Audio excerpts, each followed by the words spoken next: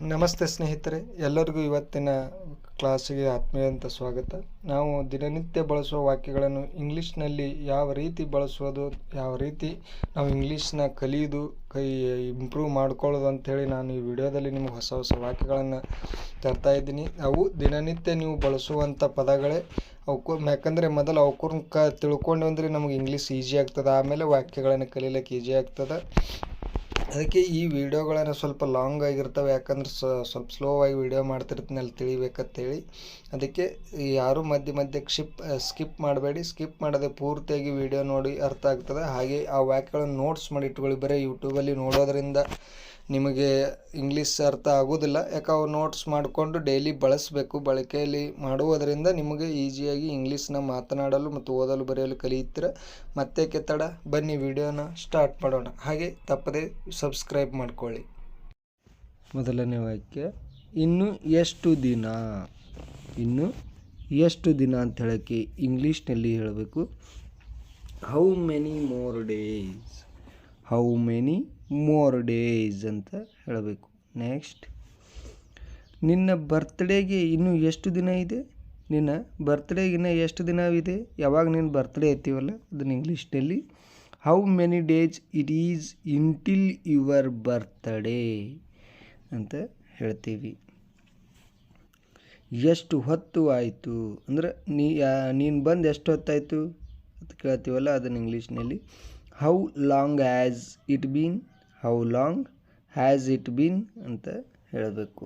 Next, ನಾವು meet ಆಗಿ 6 ತಿಂಗಳಾಯಿತು.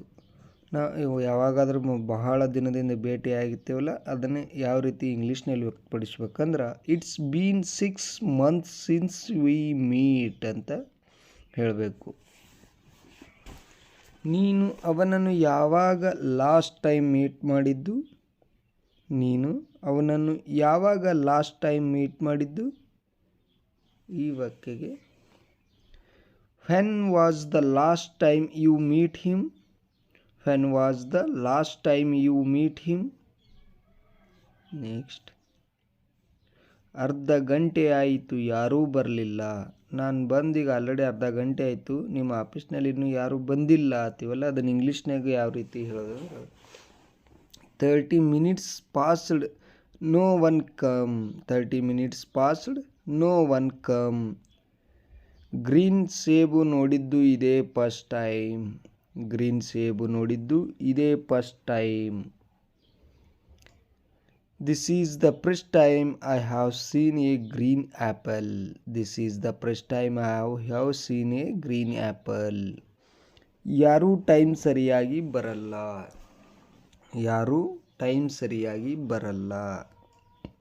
No ಬಡಿ is ever on time. Nobody is ever on time.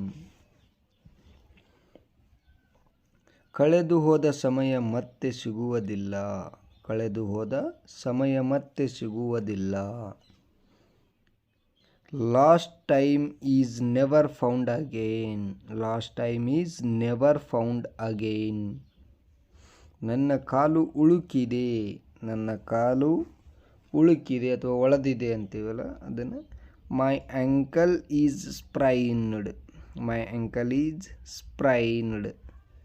Next, ನನ್ನ ಕುತ್ತಿಗೆ ಹಿಡಿದಿದೆ. ನನ್ನ ಕತ್ತು ಹಿಡಿದಿದೆ. ಈ ವಾಕ್ಯಗೆ I have got cramp in my neck. I have got cramp in my neck. ನನ್ನ ಹಲ್ಲುಗಳಲ್ಲಿ ಜುಮ್ ಅನ್ನಿಸ್ತಾ ಇದೆ. ನನ್ನ ಹಲ್ಲುಗಳಲ್ಲಿ ಜುಮ್ ಅನ್ನಿಸ್ತಾ ಇದೆ. ಈ ವಾಕ್ಯನ ಇಂಗ್ಲೀಷ್ನಲ್ಲಿ I have tingling sensation in my teeth ಅಂತ ಹೇಳ್ತೀವಿ. ನನಗೆ ಮಾತಾಡೋದಕ್ಕೆ ಆಗಲ್ಲ. ಗಂಟಲು ಉರಿಯುತ್ತಿದೆ. ಈ ವಾಕ್ಯಗೆ ಇಂಗ್ಲೀಷ್ನಲ್ಲಿ ಹೇಳಬೇಕು I can't talk. I have a sore throat ಅಂತ ನಾವು ಇಂಗ್ಲೀಷ್ನಲ್ಲಿ ಹೇಳಬೇಕು. ನಿನ್ನ ಮುಖ ಊದಿಕೊಂಡಿದೆ. ನಿನ್ನ ಮುಖ ಊದಿಕೊಂಡಿದೆ ಅಥವಾ ಬಾವು ಬಂದಿದೆ ಅಂತೀವಲ್ಲ ಅದನ್ನು your face is swollen. Your face is swollen ಅಂತ ಹೇಳ್ತೀವಿ. ಅವನು ಮೊಣಕಾಲು ತರಚಿಕೊಂಡಿದ್ದಾನೆ. ಅವನ ಮೊಣಕಾಲು ತರಚಿಕೊಂಡಿದ್ದಾನೆ. He grazed his knee. He grazed his knee. ನೀ ಅಂದರೆ ಮೊಣಕಾಲು.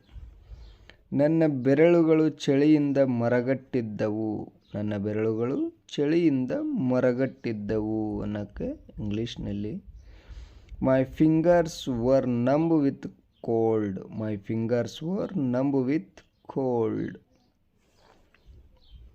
ನನ್ನ ಬೆನ್ನಿನಲ್ಲಿ ತುಂಬ ತುರಿಕೆಯಾಗುತ್ತಿದೆ. ನನ್ನ ಬೆನ್ನಿನಲ್ಲಿ ತುಂಬ ತುರಿಕೆಯಾಗುತ್ತಿದೆ.